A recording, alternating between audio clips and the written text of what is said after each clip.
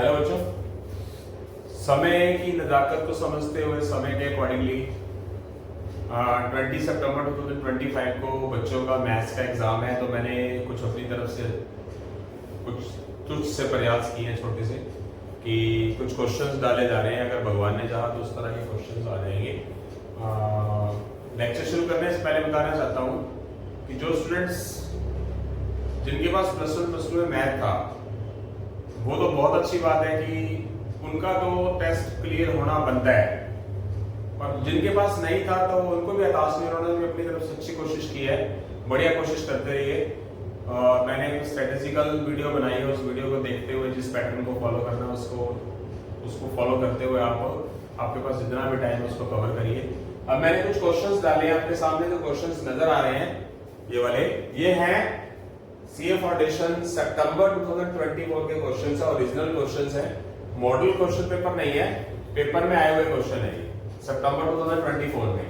तो question number first है बेटा, mean proportional between 12x square 27y square, यानी कि दो वैल्यूज का मीन प्रोपोर्शन निकालना है। क्वेश्चन नंबर फर्स्ट, अगर दो नंबर्स के बीच का मीन प्रोपोर्शन बोला जाए तो क्या करेंगे हम? दोनों नंबर्स की मल्टीप्लाई करके उसका क्या कर देंगे?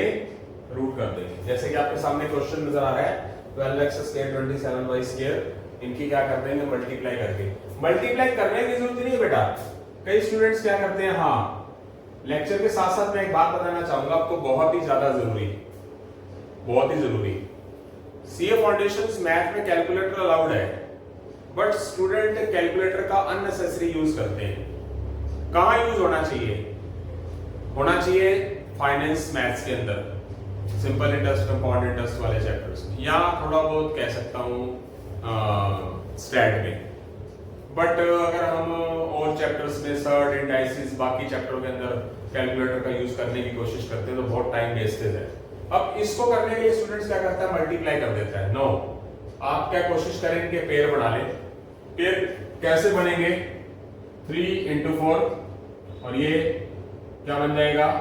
3 का क्यूब, और ये x² y²। जैसा कि सभी स्टूडेंट्स को पता है, ये क्या है? 27, ये क्या है? 3 का क्यूब 27 और 3, 27 3 is 81, 81 का रूट क्या होता है? 9, 4 का रूट कितना होता है? 2, x² का रूट कितना होता है? x, y² का रूट कितना होता है? y। यानी कि उसके पेयर बना लीजिए। जो कॉम्पिटिशन्स की तैयारी मैथ्स अच्छे तरीके से कर रहा है स्टूडेंट्स के लिए तो बहुत ही इजी है। तो इसका आंसर क्या हो जाएगा बेटा? इसका आंसर आ जाएगा ऑप्शन नंबर ए। उसके बाद आपने इस क्वेश्चन नंबर सेकंड की बात करनी है। मैं क्वेश्चन नंबर सेकंड की तरफ जा रहा हूं। क्वेश्चन नंबर सेकंड में चलते हैं हम। क्वेश्चन नंबर फर्स्ट हो चुका है आपका। क्वेश्चन नंबर सेकंड में क्या है? ये log से रिलेटेड है। log base of 2, log base of 2, log base of 4 power 256 plus 2 log base root 2 power 2। इसको फॉलो करेंगे। तो इस क्वेश्चन को कैसे किया जाता है? 1 by 1 स्ट्रेटेजिकल मोड में लेके चलेंगे। सबसे पहले आप इस पोर्शन को कर लो, सिर्फ इतने से पोर्शन की बात करो सबसे पहले, और उससे भी पहले इसकी बात करो, सिर्फ इतने से की। इसमें आपने पूरे क्वेश्चन के अंदर एक फॉर्मूला यूज होगा, मैं उस फॉर्मूले को लिखना चाहूंगा। log base m power n, ये वाला फॉर्मूला यूज होगा। यानी कि ऊपर वाला जो n है वो log में ऊपर, और नीचे वाला log है वो नीचे। सिर्फ एक सिंगल फॉर्मूले का यूज करना है, टेंशन की जरूरत नहीं है। सबसे पहले मैं इसको फॉलो करूंगा, इतने से को। इसमें क्या होगा? कैच करना बात को। इसको मैं लिख रहा हूं log base 4 power 256। इसको कैसे लिखा जाएगा?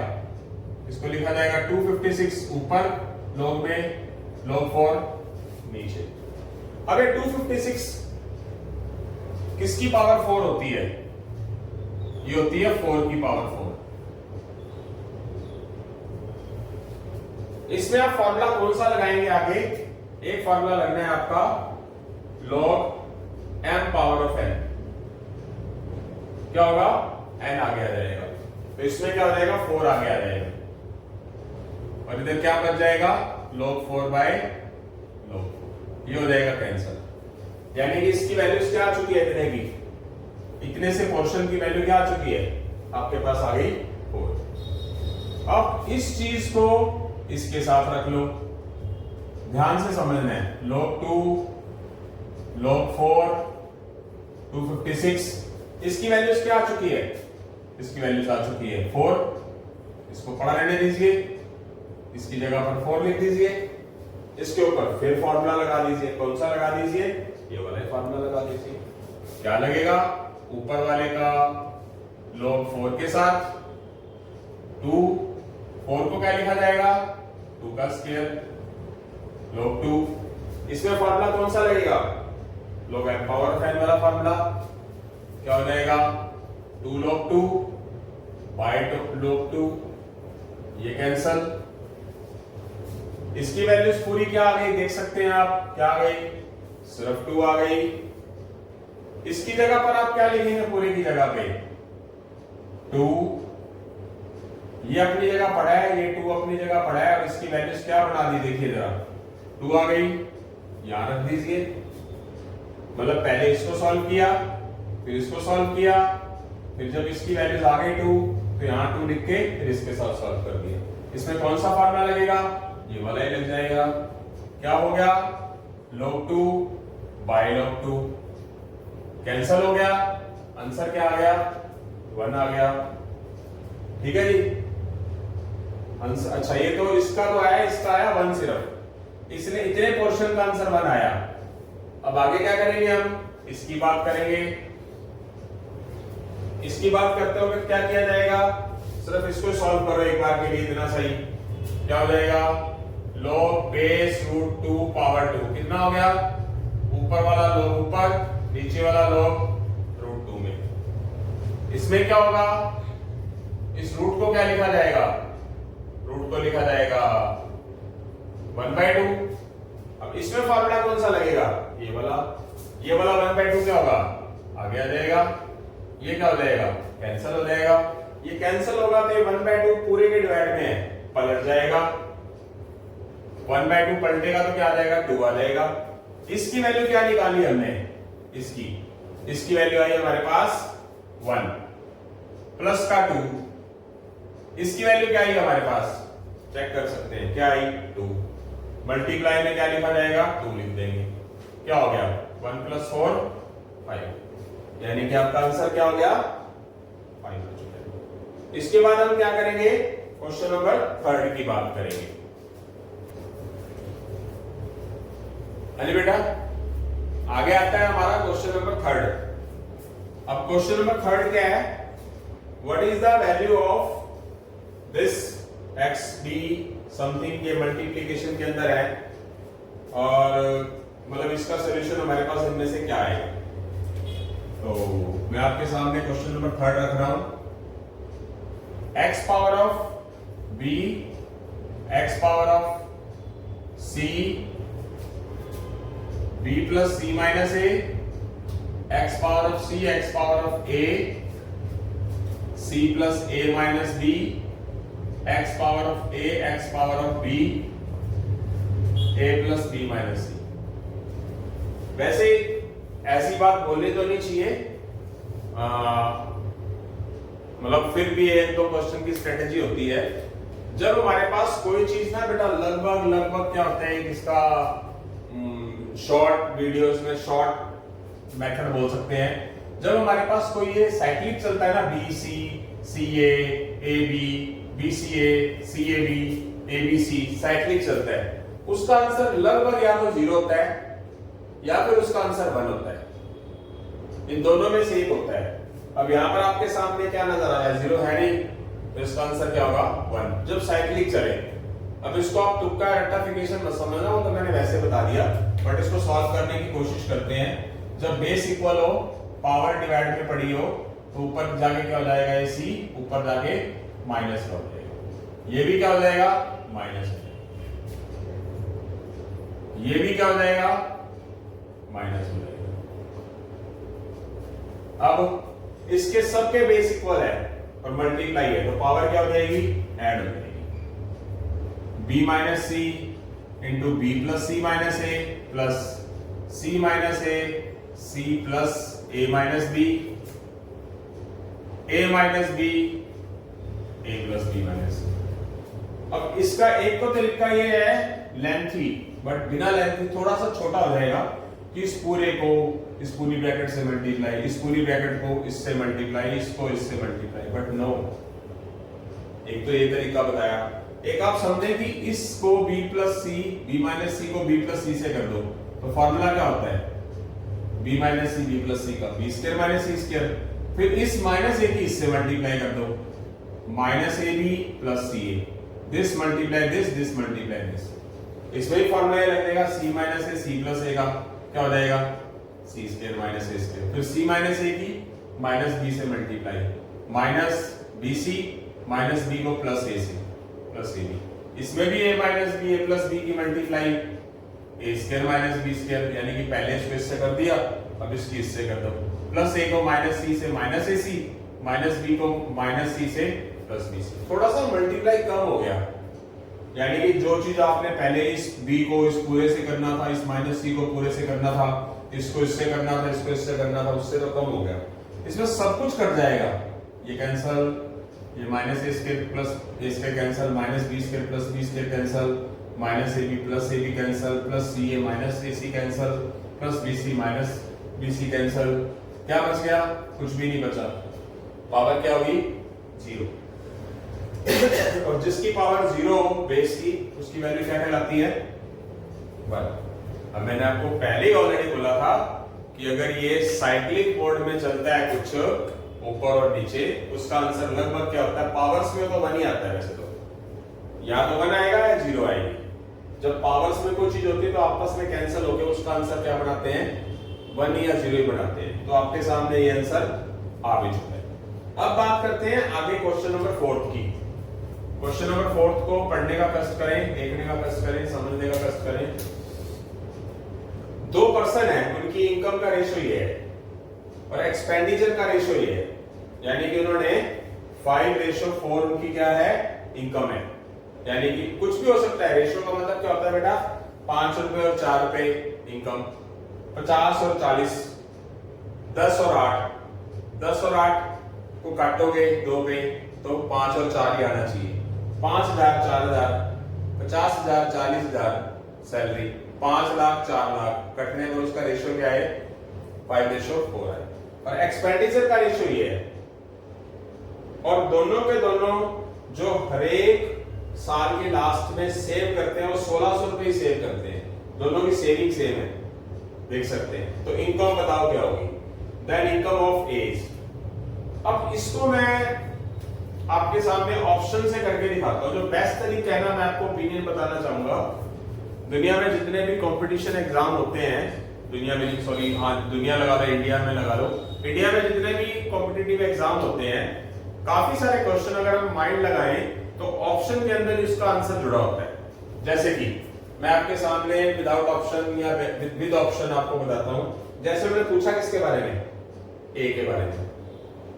मान लो मैं ए की इनकम मान लेता हूं 3400 3600। अच्छा ए की इनकम है क्या 5:4 यानी कि 5। इसमें से 5 से तो सभी चीजें क्या होती हैं कैंसिल होती हैं। तो सही मायनों में इसका बेसिक तरीका देखिए पहले, तो क्या हो जाएगा, ए और बी की इनकम को मैं 5x और 4x ले लेता हूं इनकम को,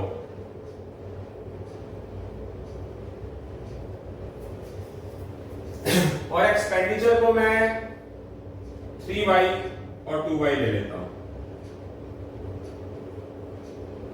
एक्सपेंडिचर को। अच्छा सेविंग क्या होती है बेटा, सेविंग होती है इनकम माइनस एक्सपेंडिचर। तो ये ए की इनकम है, ये का एक्सपेंडिचर है, क्या कर दिया जाएगा, दोनों का डिफरेंस 1600 के इक्वल, और इसमें बी की सेविंग 4x माइनस 2y, वो भी क्या है 1600 है। इक्वेशन नाम दिया, आप जो 10th क्लास में इक्वेशंस बना के x y की वैल्यूज निकालते थे उसको फॉलो कर सकते हो। अब अपने को चाहिए क्या, ए की इनकम चाहिए। ए की इनकम किसमें है, x शेप में है, इसका मतलब x की वैल्यू निकालनी है, y से कोई मतलब नहीं है। और y से कोई मतलब नहीं है तो हम y को क्या करेंगे, खत्म करने की कोशिश करेंगे। खत्म कब होगा, जब y के दोनों वेरिएबल्स क्या होंगे, सॉरी कांस्टेंट क्या होंगे, जो उसके कोएफिशिएंट होंगे वो सेम होंगे। तो सेम करने के लिए आप क्या करोगे, इसको करोगे 2 से मल्टीप्लाई, इसका कोएफिशिएंट 2 है, इसका 3 है, तो इसको 2 से मल्टीप्लाई और इसको 3 से मल्टीप्लाई। जब इसको सॉल्व करोगे तो क्या आएगा, 2 × 5x 10x माइनस 6y, 2 × 1600 3200, इसको करोगे तो 12x 6y, 3 को 1600 से 1400। ये आप क्या करोगे, सब्ट्रैक्ट कर दोगे। ऐड क्यों नहीं करोगे, सब्ट्रैक्ट करते हो का साइन चेंज होगा, क्योंकि इसका दोनों का साइन क्या है, सेम है, और उस साइन को चेंज करके ही हम कैंसिल कर सकते हैं। Minus 6y plus 6y plus 10x minus 12x minus 2x minus 1600। ये माइनस 2 उधर जाके क्या हो जाएगा,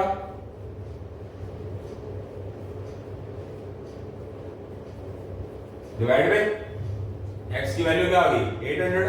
आपके पास एक ही इनकम क्या है, ये है, तो यहां पर ये x की वैल्यू 800 यहां पर पुट कर देंगे। यहां पर अगर आप पुट करोगे x की जगह 800 तो उसका इनकम क्या आएगी 4000, यानी कि आपका क्या आ गया, ऑप्शन आ चुका है। और मैं इसी क्वेश्चन को आपके सामने अगर मैं बाय चांस ऑप्शन से लेके चलूं, ऑप्शन से भी कर सकते हैं, फर्स्ट ऑप्शन फिर सेकंड ऑप्शन फिर थर्ड ऑप्शन। जैसे मान लीजिए मैं, चलो टाइम बचाने के लिए वैसे तो यहां से स्टार्ट करेंगे, पर मैं चलो आंसर निकाल लिया तो मैं आ जाता हूं। जो पूछा है उसी को मैंने लेट कर लिया कि एक ही इनकम है। अच्छा, इनकम क्या होगी, इनकम किसके इक्वल होगी, इनकम मान लीजिए मैंने ये ले ली, मतलब इनकम मेरे पास 5x क्या है, एक ही है, और एक ही इनकम ये वाली है, तो क्या आया, इसको मैं 4000 के इक्वल कर दिया। यहां से क्या होगा, ये इधर चला जाएगा, ये मेरे पास क्या आ गया 800 आ गया। अब देखने वाली चीज है, 800 यहां से आ गया मेरे पास, और मेरे पास 4000 तो इनकम है और 1600 क्या है, सेविंग है। इनकम में से सेविंग माइनस कर दूंगा, मान लो एक्सपेंडिचर होगा। मान लीजिए ये दोनों की क्या थी, सेविंग थी 1600, और ये मैंने इनकम ले ली एक ही इनकम 4000 होगी, एक ही सेविंग 1600 होगी। इनकम में से सेविंग माइनस कर दूंगा तो क्या आएगा, एक्सपेंडिचर, यानी कि 4000 में से 1600 माइनस करूंगा तो क्या आएगा 2400 क्या आएगा, एक्सपेंडिचर। ये जो आंसर है ना एक्सपेंडिचर, ये एक एक्सपेंडिचर से डिवाइड होता हो तो मान लीजिए कि आंसर माना जाएगा। 2400 3 से डिवाइड हो रहा है, अगर होगा तो आंसर माना जाएगा, अदरवाइज नहीं माना जाएगा। जैसे मैं आपके सामने पहला ऑप्शन लेके चलता हूं, आपको क्लियर भी हो जाएगा। मान लो मैंने एक ही इनकम 3400 मान के चली, 34 में से मैं सेविंग माइनस कर देता हूं तो क्या है, अच्छा 3400 इज इक्वल 5x। इसमें x की वैल्यूज निकालने की जरूरत नहीं है शायद। मान लो 3400 क्या है मेरे पास, क्या आ गई, इनकम है एक ही और सेविंग ये है, तो एक्सपेंडिचर क्या होगा, 3400 में से 1600 माइनस कर दूंगा तो क्या है मेरे पास 1800 आ गया, तो 3 से डिवाइड हो रहा है। मतलब इस तरीके से हमें चेक करके चलना है, ठीक है जी।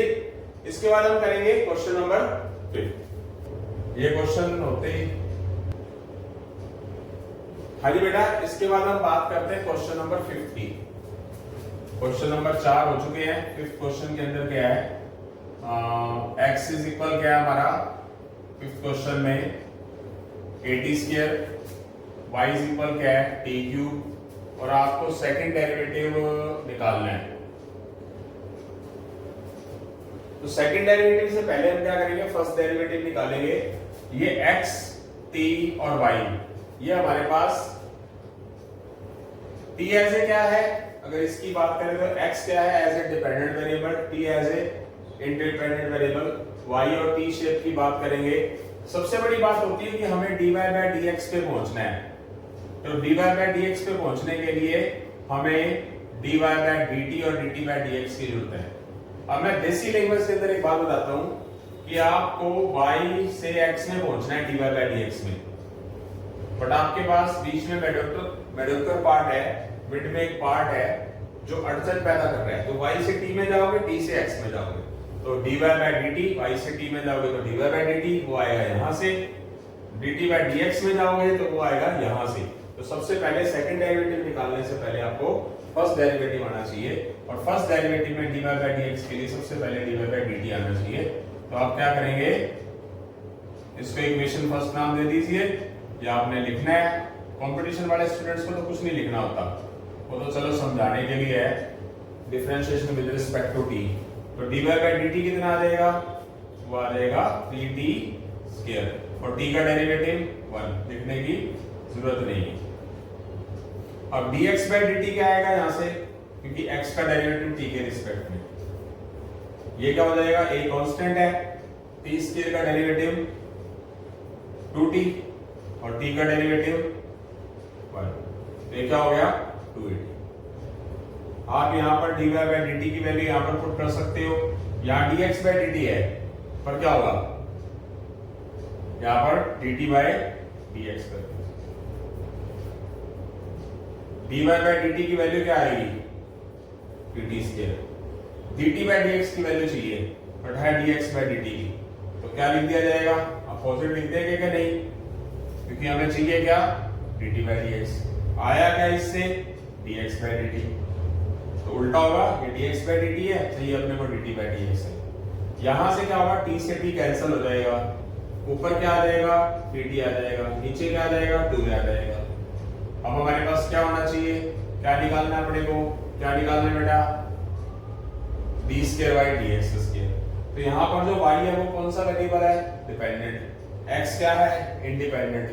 डेरिवेटिव हमने करना है इसका, ये बात ध्यान से समझनी है। देखो कुछ बोनस तो होता ही है बेटा, जो कॉमर्स के स्टूडेंट होते हैं, जिनके पास मैथ्स नहीं होता, इकोनॉमिक्स अच्छी होती है, तो इकोनॉमिक्स में अच्छा स्कोर करते हैं अगर उन्होंने बढ़िया तरीके से पढ़ा है। अब जिन स्टूडेंट्स के पास क्या होता है, मैं इस वीडियो के अंदर आपको कुछ सजेस्ट भी करना चाहता हूँ, अपने जूनियर स्टूडेंट्स को बोलें कि कुछ लोग अवेयर नहीं होते, जो इकोनॉमिक्स रख रहे हैं वो मैथ एडिशनल रखें, और जो मैथ एडिशनल है उसमें अप्लाइड मैथमेटिक्स रखें, ना कि एलिमेंट्स ऑफ मैथमेटिक्स या मैथमेटिक्स पार्ट रखें, जिसमें अप्लाइड मैथमेटिक्स का कोड नंबर 241 है सीबीएसई का, वो रखें, दूसरा ना रखें, क्योंकि अप्लाइड मैथमेटिक्स सीए फाउंडेशन या सीए या कोई भी कॉमर्स रिलेटेड कोई बात करना उसमें काम आता है। जिन स्टूडेंट्स ने वो अप्लाइड मैथमेटिक्स भी कर लिया +1 +2 में, तो समझ लीजिए उनका इकोनॉमिक्स के साथ मैथ भी स्ट्रॉन्ग है। ठीक है जी, चलते हैं। यहाँ पर जो हमने डेरिवेटिव करना है, y वेरिएबल डिपेंडेंट वेरिएबल है, x इंडिपेंडेंट वेरिएबल है, तो t यहाँ पर कौन सा वेरिएबल होगा, तो t होगा यहाँ पर डिपेंडेंट वेरिएबल। तो 3/2a कांस्टेंट है बेटा, 3/2a का तो कोई डेरिवेटिव नहीं होगा, डेरिवेटिव होगा t का, पर t का डेरिवेटिव 1 नहीं होगा, बिकॉज t कौन सा वेरिएबल है, डिपेंडेंट वेरिएबल है, और कर किसके रिस्पेक्ट में रहे हैं, x के। तो t का डेरिवेटिव क्या आ जाएगा, dt by dx आ जाएगा, t का derivative with respect to x। तो यहां से dt by dx की जो वैल्यू हमने dx by dt की वैल्यू जो आई है हमारी, ये रही, वो यहां पर पुट कर देना है उल्टा करके, उल्टा करके dx by dt की वैल्यू ऐसे करके लिख देंगे। ये क्या हो जाएगा हमारे पास, ऊपर आ जाएगा 3, नीचे आ जाएगा 2a 4a स्क्वायर और t का t। ये आप देख लीजिए कौन से ऑप्शंस के अंदर है, चेक कर सकते हैं। अच्छा, उसके बाद सेकंड डेरिवेटिव, यहां पर कुछ कम दिक्कत है, इसकी वैल्यूज निकालनी है। एक चीज और रह गई, equal to this at t is equal 1। यहां पर एक चीज और होनी चाहिए थी, यहां गलती से लिखी नहीं गई। सेकंड डेरिवेटिव निकालने के बाद आपने एक ही जगह पर क्या पुट कर देना है, 1। तो यहां पर आप क्या करेंगे, एक ही जगह पर 1 पुट कर देना है, 3/40, यानी कि क्वेश्चन में है x ये दे रखा है, y ये दे रखा है, सेकंड डेरिवेटिव निकालना है, सेकंड डेरिवेटिव की value equal to question mark at a is equal 1, यानी कि डेरिवेटिव करने के बाद आपके पास अगर a बच गया तो आपने एक ही जगह क्या लिखना है, 1 लिख देना है, जिससे कि उसका सॉल्यूशन क्या आ गया, 3/40, जिससे कि आपका आंसर क्या आ गया, B। तो उसके बाद हम बेटा करेंगे आगे क्वेश्चन नंबर 6। हाँ जी बेटा, इसके बाद हम करते हैं क्वेश्चन नंबर 6। क्वेश्चन नंबर 6 क्या कहता है? क्वेश्चन नंबर 6 क्या कहता है? इंटीग्रेशन करना है। सबसे पहले तो आप इसमें फॉर्मूला कौन सा लगा दें? लॉग वाला फॉर्मूला लगाएं। Log base N power N, ऊपर वाला लॉग ऊपर, नीचे वाला लॉग नीचे। तो उसको सबसे पहले क्या लिखेंगे आप? log x by log e। Integration करना है विद रिस्पेक्ट टू x, ये इंटीग्रेशन का साइन होता है। तो log e की वैल्यू क्या होगी? 1, बिकॉज log e की वैल्यू क्या होती है? 1 होती है। अब log x का इंटीग्रेशन नहीं होता, log x का डेरिवेटिव होता है 1/x, log x का इंटीग्रेशन नहीं होता। तो इसके लिए आप क्या करेंगे? फॉर्मेलिटी के लिए आप इनटू में क्या लिख देंगे? एक 1 लिख देंगे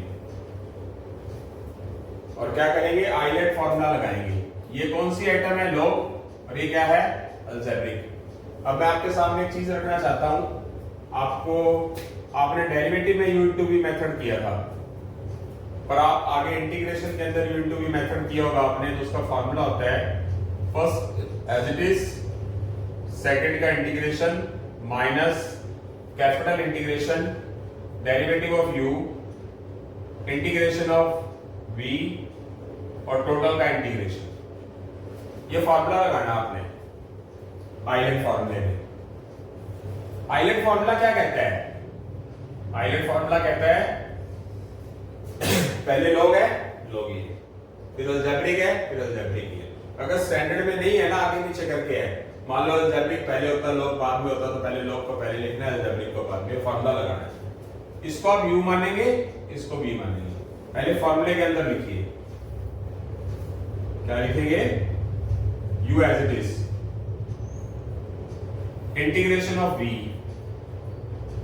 minus capital integration derivative of u integration of v। ये जो कैपिटल इंटीग्रेशन है, इसका मतलब है कि पहले log x का u का डेरिवेटिव और v का इंटीग्रेशन करके जो सॉल्यूशन आएगा उसका इंटीग्रेशन करना है, उसके लिए इंटीग्रेशन लिखा जाता है। जिन स्टूडेंट्स ने प्रैक्टिस कर रखी है, जो पेपर कराए जा रहे हैं, जब सीए फाउंडेशंस के बेसिक्स पे आएंगे, लेक्चर डाले जाएंगे, तो उसमें सारा बेसिक्स भी कराया जाएगा। वे तो पेपर के भी हाफ पे करवा रहे हैं। log x 1 का इंटीग्रेशन x, कैपिटल इंटीग्रेशन, इसका इंटीग्रेशन करना ही है, लिखना है। log x का डेरिवेटिव 1/x, 1 का इंटीग्रेशन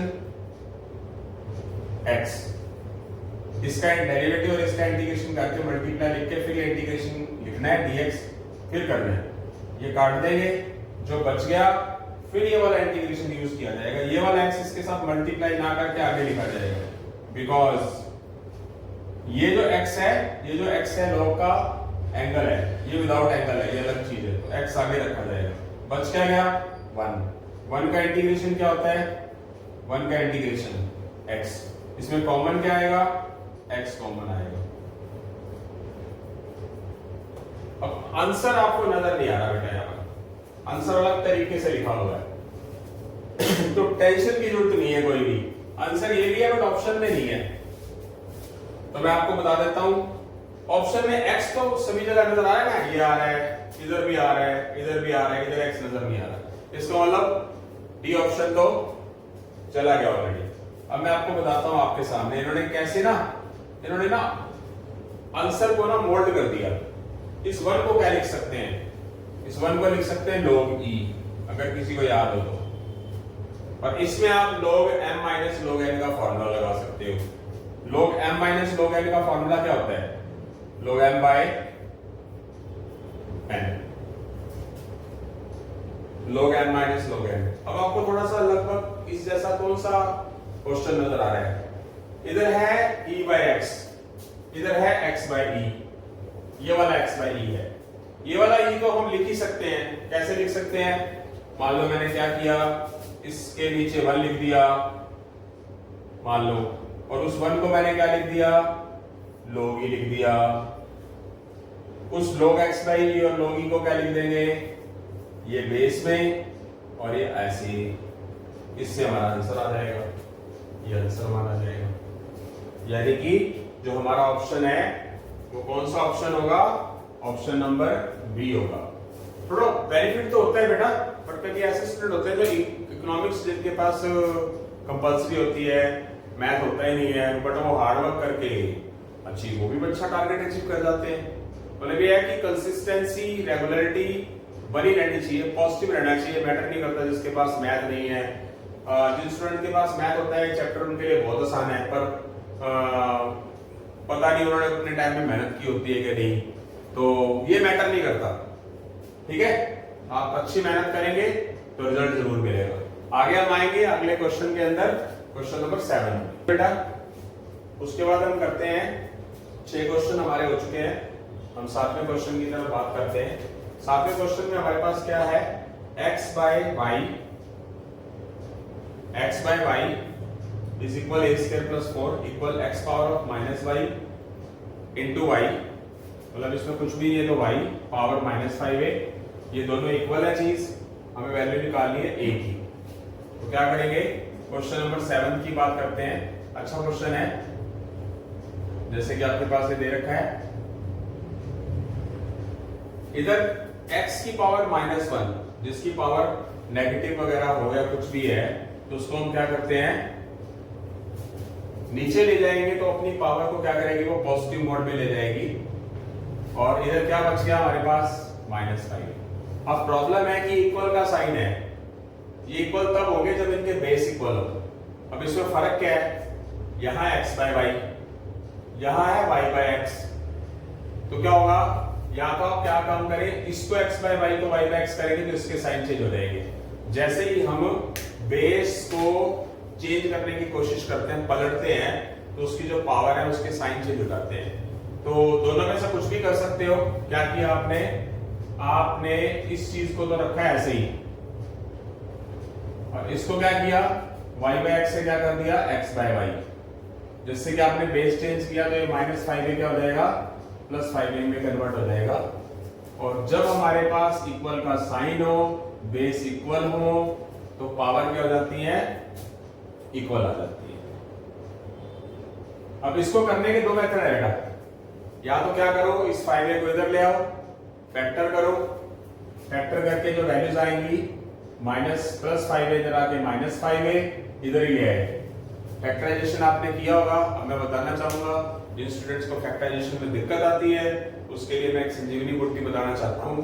क्या कि अगर आप a की वैल्यूज 2 नजर आ रही है, आप a की वैल्यूज एक बार 4 जहां जहां नजर आ रहा है पुट कर दें और 0 के इक्वल आ जाए, और फिर आप a की वैल्यू -1 यहां पर पुट कर दें, इनमें सॉल्यूशन करें जो 0 बना देगा। मान लीजिए 2 आंसर जो है वो इसके अंदर पुट करने पर 0 बना दे तो वो आंसर माना जाएगा, अदरवाइज नहीं। दोनों चीजें बता रहा हूं। सबसे पहला काम मैं क्या करूंगा? फैक्टर कर देता हूं इसकी। फैक्टर कैसे किए जाते हैं? मल्टीप्लाई करने पर 4, एडिंग करने पर 5, -4a -5a के फैक्टर करने -4a -a। फैक्टराइजेशन आपने किया हुआ है, इसमें a common, a -4, -1 common, a -4। जब फैक्टर तब से सही माने जाएंगे जब ये ब्रैकेट्स दोनों क्या होंगी? सेम होगी, और जो ब्रैकेट्स बाहर है उसको एक बार लिखेंगे। क्या होगा? ये दोनों ब्रैकेट्स 0 के इक्वल है, तो a -4 क्या हो जाएगा? 0 के इक्वल आएगा, तो a की वैल्यूज क्या आ जाएगी? 4 आ जाएगी। ये भी किसके इक्वल होगा? 0 के इक्वल होगा, तो a की वैल्यूज क्या आ जाएगी? 1 आ जाएगी। a की वैल्यू 4 और b की वैल्यू, a की वैल्यू दूसरी 1 आ रही है, कौन से ऑप्शन में है? डी ऑप्शन में। इसका मतलब क्या होगा? हमारा ये ऑप्शन माना जाएगा। जैसे कि मैंने आपको बताया कि ये a की जो दो वैल्यूज दे रखी है, इसको आप पुट कर करके देखें। जैसे फॉर एग्जांपल इसी को ले लेता हूं मैं, इसको मैं पहले a की वैल्यू 4 यहां पर पुट करता हूं। मान लीजिए मैंने a की जगह 4 पुट किया, a की जगह 4 किया, मैंने सिर्फ इसके अंदर ही पुट किया, उधर तो 0 है ही।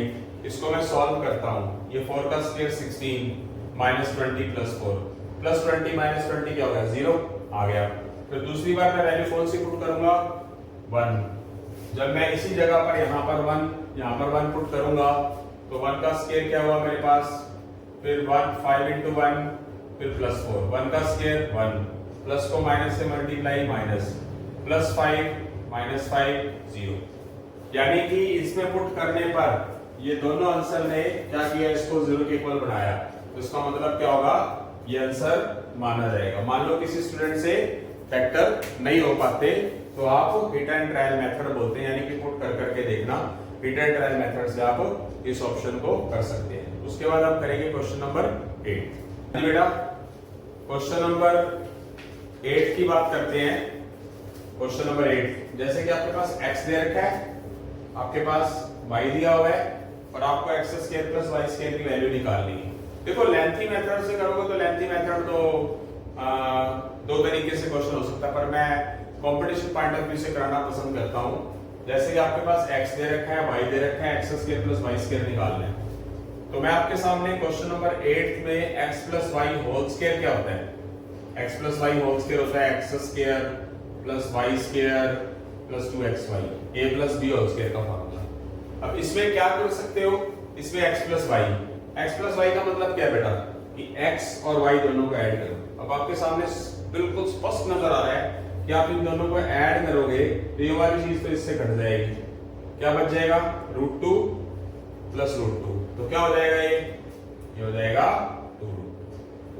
x प्लस y की वैल्यू आ जाएगी, x प्लस y का मतलब x वाली वैल्यूज और y वाली वैल्यूज को ऐड करोगे तो ये 1/√2 माइनस 1/√2 प्लस 1/√2 कट जाएगा, √2 प्लस √2 क्या हो जाएगा, 2√2 हो जाएगा। तो यह वैल्यू मुझे x square plus y square की वैल्यू निकालनी है 2।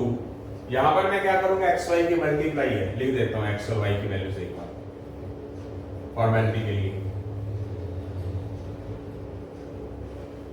ये जो स्क्वायर है ये वाला, ये 2 का भी है, 2 का स्क्वायर 4, √2 का स्क्वायर कितना होगा 2।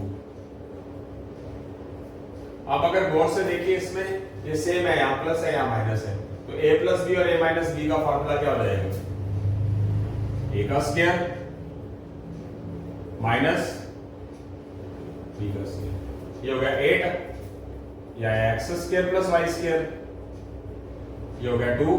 इसमें मैं दोबारा रिपीट करता हूं, a प्लस बी और a माइनस बी का फॉर्मूला क्या हो जाएगा, a square minus b square. ये फॉर्मूला अप्लाई करते थे हम, a plus B a minus B, क्या हो जाएगा, a square minus b square.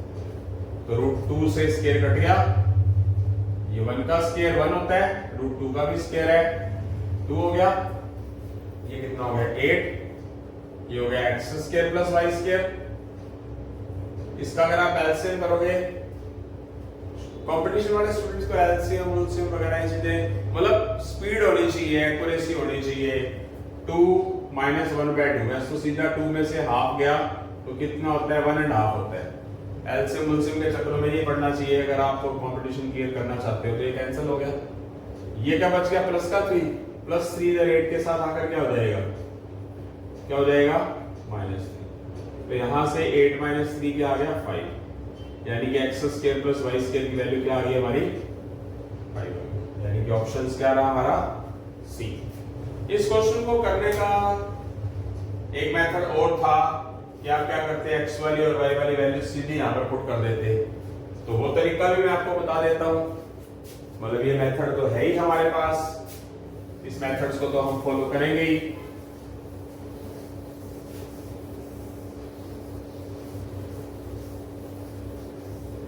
मतलब जो सही तरीका बताया वो मैंने आपको ये वाला मेथड बताया, बट अगर आप क्या करेंगे कि यहाँ पर ये x और y वाली वैल्यूज यहाँ पर पुट कर देते हैं, कर दी, यहाँ पर मैंने x की वैल्यू पुट कर दी, यहाँ मैंने y की वैल्यू पुट कर दी। अब एक देखने वाली चीज है कि अगर आप इसमें a plus B whole square का फॉर्मूला और इसमें a minus B whole square का फॉर्मूला ओपन करें तो आंसर फिर भी हमारा आ जाएगा। a plus B whole square का formula a square plus B square plus 2ab होता है, अगर याद है तो आपको। और a minus B whole square का formula a square plus B square minus 2ab ये होता है। Meaning a plus B whole square का formula a square plus B square plus 2ab, a minus B whole square का formula a square plus B square minus 2ab, √2 का square 2, 1 का square 1, √2 का square 2 plus 2, √2 का square 2 1 का square 1, 2 का square 2, ये cancel, -2 +2 -2 cancel, 2 + 2 4, half और half 1, answer 5। आप इससे भी अंदाजा लगा लीजिए आंसर क्या आएगा, वही आ रहा है। अब आपके ऊपर है आप कौन सा मेथड लगाना पसंद करोगे। इसके बाद हम करेंगे क्वेश्चन नंबर 9। हाँ जी बेटा, इसके बाद हम क्वेश्चन नंबर 9 की बात करते हैं। क्वेश्चन नंबर 9 आप देखिए, ये सिंप्लीफाई करना है, ये पूरे के डिवाइड में 50 डेज के भी पढ़ा हुआ है। तो क्वेश्चन नंबर 9 देखिए, question number 9, 5a power 5b2 3 bracket ab³ का होल स्क्वायर बाय में 15a स्क्वायर b। तो चेक करिए, ये जो स्क्वायर है ये a का भी है और b³ का भी है, ये अपनी जगह पड़ा हुआ है। सबसे पहले टारगेट क्या है, 5a 5b स्क्वायर 3। ये जो स्क्वायर है a का भी है तो a का स्क्वायर लिख दीजिए, ये जो स्क्वायर है वो b³ का ही है। पावर की पावर क्या होती है, अगर पावर हो तो मल्टीप्लाई हो जाती है, क्या हो जाएगा, b6 हो जाएगा। नीचे क्या पड़ा है, 15a स्क्वायर b। अब यहाँ मल्टीप्लाई में है दो टर्म्स, तो आप क्या कर सकते हो, कैंसिल करेंगे। ये 15 से कैंसिल हो जाएगा, ये a स्क्वायर कैंसिल हो जाएगा। यहाँ पर क्या है, a 5 है, ये b की पावर 2 है, b की पावर 6 है। और जब बेस इक्वल हो, मल्टीप्लाई हो, तो पावर क्या होती है, ऐड हो जाएगी। 2 + 6 8 हो जाएगा। नीचे क्या रहेगा, b। अब जब बेस इक्वल हो, पावर डिवाइड में हो, तो वो सब्ट्रैक्ट हो जाती है, माइनस होके कहां जाती है, बड़ी वाली पावर के ऊपर। ये प्लस का 1 ऊपर जाके क्या हो जाएगा, माइनस का हो जाएगा। तो a की पावर 5 तो पढ़ा ही है, b की पावर क्या आ जाएगा, 7। तो यहां से आपका आंसर क्या आ जाएगा, a5 b7। ठीक है जी। उसके बाद बेटा हम क्वेश्चन नंबर क्या करते हैं, 10। जो क्वेश्चन नंबर 10 है वो क्या है हमारा, वो है हमारा एपी सीरीज वाला। तो एपी सीरीज आपको दे रखी है, बहुत सिंपल सी बात है बॉस, पेपर टफ नहीं आता, ढंग से मेहनत करने वाला होना चाहिए। सीए फाउंडेशन फर्स्ट अटेम्प्ट में क्लियर करके टॉप भी ऑल इंडिया में कई लोग करते हैं ना। अब आप सर्च करना, ऑल इंडिया में टॉप करने वाले स्टूडेंट्स लगभग आपको ऐसे मिलेंगे। अवेयर रहना जरूरी है, जिन्होंने पूरा लेक्चर अटेंड किया मैं उसमें बहुत अच्छी अच्छी बातें बताता हूँ कि अगर सीए फाउंडेशन करना है, कुछ एकेडमीज आपको मतलब कहना नहीं चाहिए, मतलब मिसगाइड करते हैं। सबसे बड़ी बात कि कॉमर्स रखते हैं, सीए करना है, सीए का सपना है आपका, तो आप क्या करें, एडिशनल मैथ रखें। जिसके पास मैथ, जिसने वो रेगुलर रखना है, कंपल्सरी रखना है, तो इकोनॉमिक्स एडिशनल रखिए। और जो मैथ रखे वो मैथमेटिक्स वाला मैथ ना रखे, अप्लाइड मैथमेटिक्स कोड नंबर 241 वो रखे। वो सारा का सारा सीए फाउंडेशन में आता है। जो वो स्टूडेंट टॉप करते हैं वो अवेयर होते हैं, उनके पेरेंट्स भी, वो खुद भी अवेयर होते हैं। तो क्या करते हैं, वो हर एक कदम फूक फूक के रखते हैं, वो टॉप करके जाते हैं। तो क्वेश्चन नंबर हम क्या बात करते हैं, 10th की बात करते हैं। आपको 9th टर्म निकालनी है एपी सीरीज की। तो एपी सीरीज आपके पास क्या है, 8 5 2 -1 -4, और आपको 9th टर्म निकालनी है। आपको ये बात तो पता होगी, अगर एपी सीरीज का बेसिक किया, मैं तो पेपर करा रहा हूं, बेसिक पे काम नहीं कर रहा हूं। 9th टर्म निकालने का फॉर्मूला क्या होगा, a + 8d। a का मीनिंग यहां है फर्स्ट टर्म से, जो कि ये है। d का मतलब यहां डिफरेंस से है। डिफरेंस क्या होता है, second minus first, third minus second, first minus second नहीं होता। तो क्या हो जाएगा, 5 - 8 -3। यहां पर आप क्या कर देंगे, पुट कर देंगे, a की जगह 8, d की जगह पर -3, प्लस इंटू माइनस माइनस, +8 -24 -16। अब खुद अंदाजा लगाइए कितना सिंपल क्वेश्चन, मतलब इससे ज्यादा सिंपल क्वेश्चन नहीं हो सकता। ये क्वेश्चन था हमारा 10। इसके बाद हम बात करेंगे क्वेश्चन नंबर 11 की। हाँ जी बेटा, उसके बाद हम क्वेश्चन नंबर 11 की बात करते हैं। क्वेश्चन नंबर 11 में भी ये सीरीज नजर आ रही है, एपी सीरीज। ये इन्होंने बोला है सम ऑफ दिस सीरीज 1 + 2 + 3 इज 55। इसका मतलब इस सीरीज में, इस सीरीज का, एपी सीरीज का जो सम है वो 55 है, जोड़ है। तो क्या होगा, द नंबर ऑफ टर्म्स, यानी कि इसमें कितनी टर्म्स आएंगी वो हमने निकालनी है। तो सिंपल सी बात है, 1 + 2 + 3 इन सब का सम क्या दे रखा है, 55। तो आपको ये पता होगा कि एसएन का फार्मूला क्या होता है सम निकालने का एपी सीरीज में, ये वाला फार्मूला होता है। Sn is equal n/2 2a + n - 1 into d। Sn यानी कि सम कितना दे रखा है, 55। n नंबर ऑफ टर्म होती है, पता नहीं है। a कितना है, a है फर्स्ट टर्म, n पता नहीं है। d डिफरेंस कितना होता है, क्या होता है डिफरेंस, मैंने सेकंड बाय फर्स्ट, 2 - 1 1। फर्क होता है कि अगर आपके पास सीरीज बढ़ रही है तो डिफरेंस प्लस में होगा, कम हो रही है तो माइनस में होगा। तो सेकंड माइनस फर्स्ट भी 1 होता है, थर्ड माइनस सेकंड ये निशानी होती है, ठीक है। इनका डिफरेंस क्या होगा, सेम होगा। अब इसको सॉल्व करने के लिए कई स्टूडेंट्स क्या करेंगे, मैं आप स्टूडेंट्स को बताना चाहूंगा। 2 आ गया, ये क्या आ गया हमारा, n - 1 आ गया, 55 n/2, ये क्या आ गया, n + 1। मैं यहाँ पर एक आपको चीज बताना चाहूंगा कि यहाँ पर कई स्टूडेंट्स क्या करते हैं, इस 2 को इधर ले गए, 110, फिर ये n × n + 1 हो गया, फिर इन्होंने किया 110 n की n से मल्टीप्लाई, फिर n से मल्टीप्लाई, फिर क्या किया, इस 110 को उठाकर उधर ले गए, इधर क्या बच गया, 0 बच गया, फिर इसके फैक्टर किए, फिर इसके फैक्टर करते हैं, उससे आंसर आता है। कोई जरूरत नहीं है, मैं अपने छोटे भाई बहनों को थोड़ा सा रिक्वेस्ट करना चाहता हूँ, यूट्यूब चैनल चला रहे हैं, मैं ये नहीं कह रहा कि मैं बेस्ट हूँ, कि कॉम्पिटिशन्स के अंदर बच्चों को आप स्किल को थोड़ा सा अच्छा बढ़ाने की कोशिश करेंगे, शॉर्टकट्स बताएं। कई स्टूडेंट्स क्या है, क्या करते हैं, इसको फैक्टराइजेशन करते हैं। यहां से आप ऑप्शन उठा लीजिए, यहां से नंबर ऑफ टर्म्स की वैल्यू उठा लीजिए। जैसे कि मैंने क्या कर लिया, यहां से 20 उठा लेता हूं फॉर एग्जांपल। मान लो मैंने 20 उठा लिया, तो यहां पर मैं, ये वैसे इसका आंसर सीधा स्पष्ट नजर आ रहा है, डी। यहां चलिए, यहां पर, यहां पहुंचिए, यहां पर आप डी की वैल्यू, एन की वैल्यू 10 लिख दीजिए। ऐसी कौन सी वैल्यू लिखें यहां पर और यहां पर 10 + 1 कि जो उसको इक्वल कर दे, तो वो नंबर ऑफ टर्म आ जाएगी। सीधी सी बात, आपकी कैलकुलेशन अच्छी होनी चाहिए, आपको फैक्टराइजेशन करने की कोई जरूरत ही नहीं है। हिट एंड ट्रायल मेथड का यूज करें, अगर आपकी कैलकुलेशन मल्टीप्लिकेशन बहुत बढ़िया है, फिर तो आपको फैक्टराइजेशन में जाने की जरूरत ही नहीं है, बेस्ट ये है। अदरवाइज बाकी आप फैक्टर मेथड, फैक्टराइजेशन मेथड करके आप n की वैल्यू निकाल सकते हो, ठीक है। आगे चलते हैं। जैसे कि आप आगे आपके सामने है ये क्वेश्चन नंबर 12, जीपी सीरीज क्या है, GP series product of the number of which are in GP is 512, second number निकालना है। जैसे कि आपने बेसिक किया हुआ है कि अगर आपके पास जीपी में 3 टर्म्स का प्रोडक्ट दिया हुआ है, तो अपने को जीपी सीरीज ऐसी करके लेनी है, 3 टर्म्स, a/r a, ar।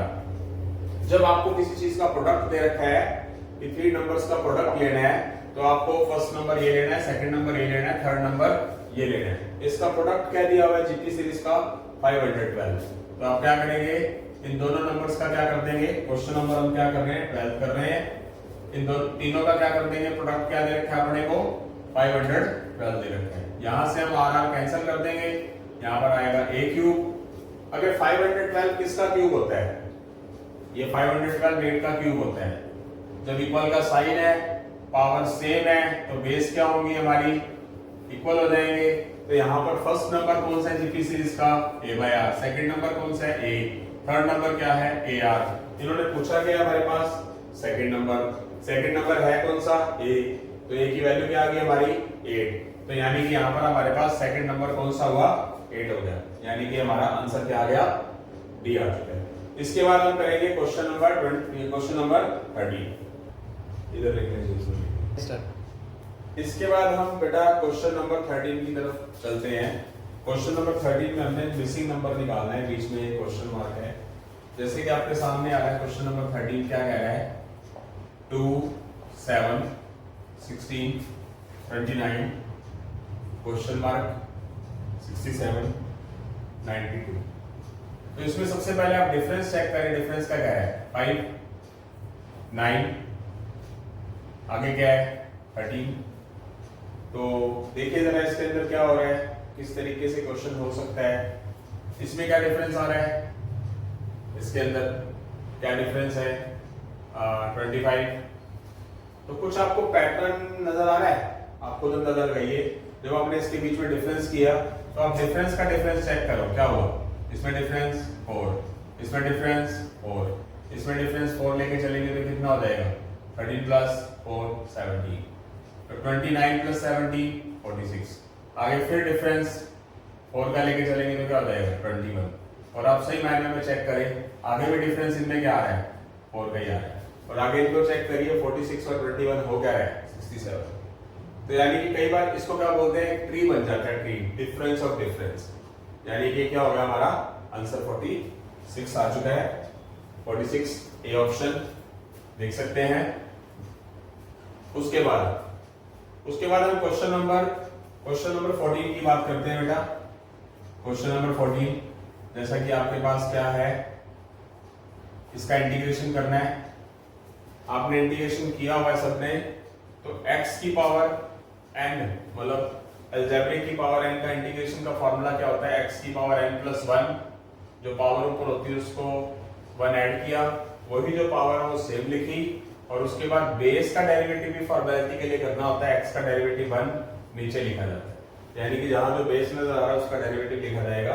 तो यहाँ पर हमारा पूरा बेस क्या है 2x प्लस 5 है, उसकी पावर क्या है 7 प्लस 1। आगे क्या होगा 7 प्लस 1, यानी कि जो पावर यहाँ है वो यहाँ लिख देंगे। फिर बेस का डेरिवेटिव करेंगे, 2x का डेरिवेटिव क्या होगा 2 हो जाएगा, 5 का डेरिवेटिव 0 प्लस c लिखा जाता है कांस्टेंट टर्म के अकॉर्डिंगली। पावर क्या हो गया 8, 7 प्लस 1 8, 8 टू जा 16। तो आपके पास ये आंसर आ चुका है। आंसर आप देख सकते हैं कौन सा है, आंसर है ऑप्शन नंबर बी। उसके बाद हम क्वेश्चन नंबर 15 करते हैं।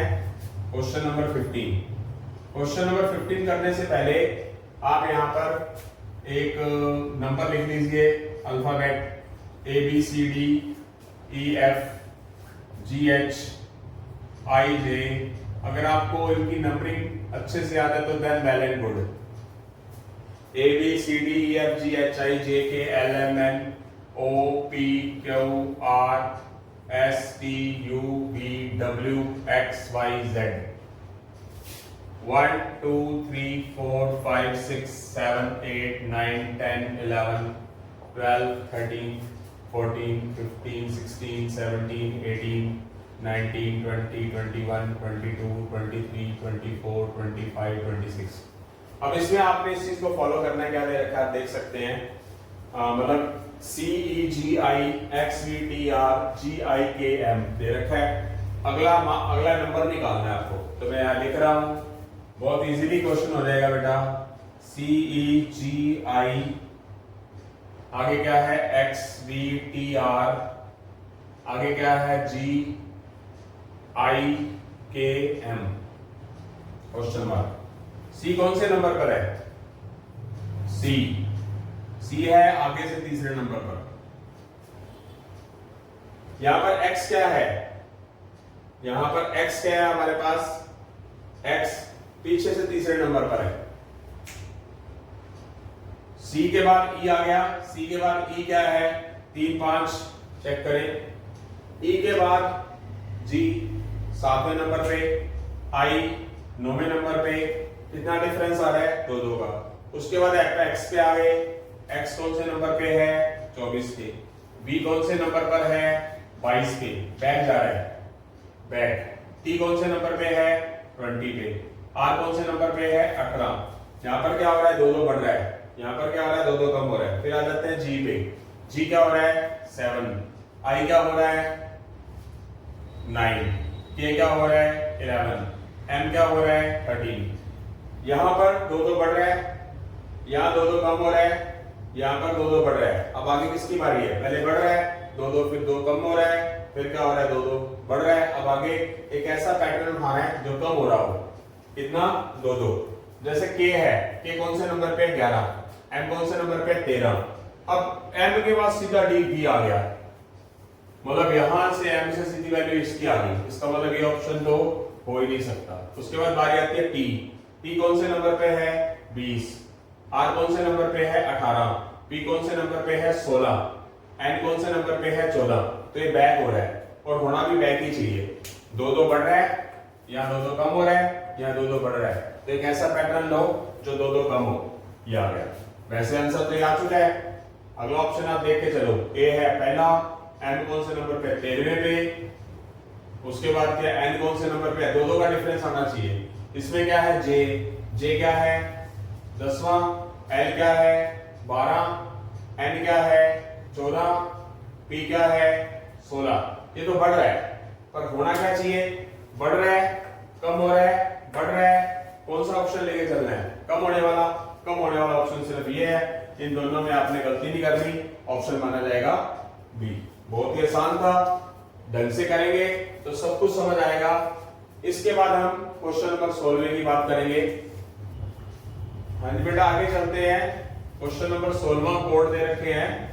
क्लॉक को ये लिखा जाता है, अर्थ का कोड हमारे पास 8 थ्रू 4/91 है, तो कोड का निकालना बहुत ही आसान है। जब आई क्वेश्चन नंबर 16 क्या कह रहा है, क्लॉक को लिखा जाता है 75276, अर्थ को क्या लिखा जाता है 83491, कोड COAT। तो C की वैल्यू क्या है 7, यहां लिख दी, O की वैल्यू क्या है 2, यहां लिख दी, A की वैल्यू क्या है 3, यहां लिख दी, T की वैल्यू क्या है 9, यहां लिख दी। ये वाला आपका आंसर आ चुका है। मतलब एक वर्ड यूज करना चाहता हूं, मतलब करना नहीं चाहिए, पढ़ने वाले स्टूडेंट्स के लिए जो सीए फाउंडेशन का मैथ का पेपर है, देखो मैथ्स की नॉलेज है मुझे, इकोनॉमिक्स या उनके बारे में तो कुछ नहीं पता। जो मेरे हाथ में पेपर है पिछले लास्ट 3 और 4 इयर्स के, और जो मेरा एक्सपीरियंस बोलता है, अगर ढंग से पढ़ा जाए तो मैं, मतलब ये वर्ड टीचर को शोभा नहीं देता, मैं कबाड़ मैथ मानता हूँ, कबाड़ पेपर मानता हूँ। कबाड़ इन द सेंस, मतलब ये बेकार लैंग्वेज नहीं, कबाड़ इन द सेंस मतलब कि बहुत ही आसान चीज आती है पढ़ने वाले स्टूडेंट्स के लिए। अगर ढंग से करना चाहे तो पेपर की धज्जियां उड़ा सकता है। तो आपका ऑप्शन क्या आ गया, ये वेरी सिंपल ना। उसके बाद हम बात करते हैं क्वेश्चन नंबर 17 की। Question number 17, if x is equal at square, y is equal a bracket t cube minus t, और आपको डेरिवेटिव क्या करना है dy by dx। तो जैसे कि आपको बताया था कि ये कौन से फंक्शन कहलाते हैं, ये हमारे पास पैरामीट्रिक पार्ट आता है, dy by dx पे पहुंचना है।